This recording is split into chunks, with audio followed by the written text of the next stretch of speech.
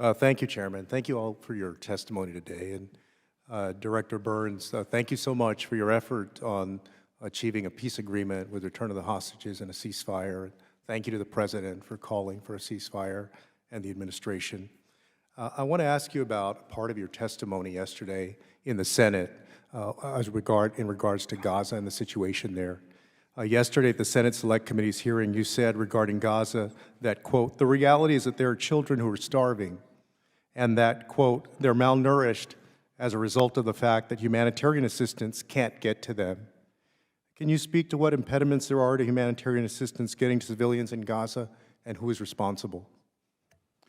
I think the challenge is a very real one, and I think it's just a fact that, children face incredibly difficult circumstances, in fact, desperate circumstances, especially in North Gaza.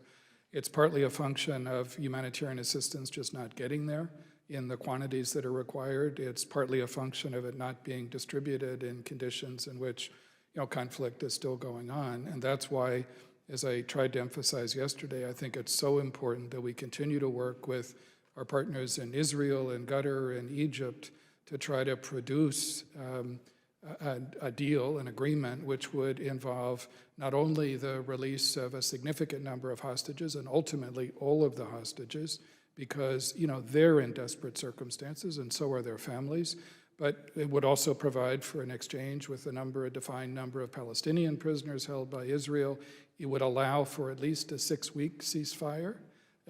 And as a step toward more enduring arrangements.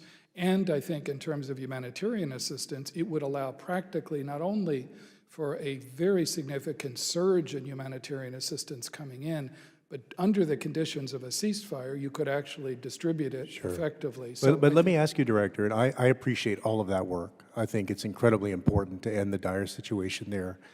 But you are intimately familiar with what's going on the ground.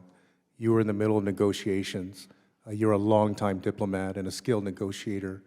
And on top of all of this, who is responsible for keeping that humanitarian assistance from getting to the starving children of Gaza? I think anybody who has an interest, and I think all of us feel this deeply, to produce the kind of humanitarian assistance that's so obviously required has an interest in trying to get this deal done.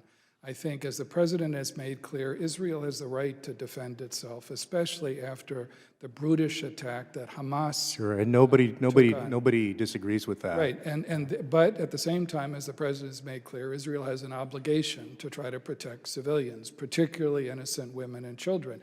Hamas, I have to get to one more issue after this. Can I just add one thing, though? Sure, of course. Congressman, Hamas also bears responsibility for this as well, and if Hamas is interested in the fate of women and children and innocent civilians in Gaza, it will also work hard to try to produce this kind of an agreement. But you agree that even in wartime, there are obligations by all sides that humanitarian assistance reaches civilians. Is that correct? Yes, I do.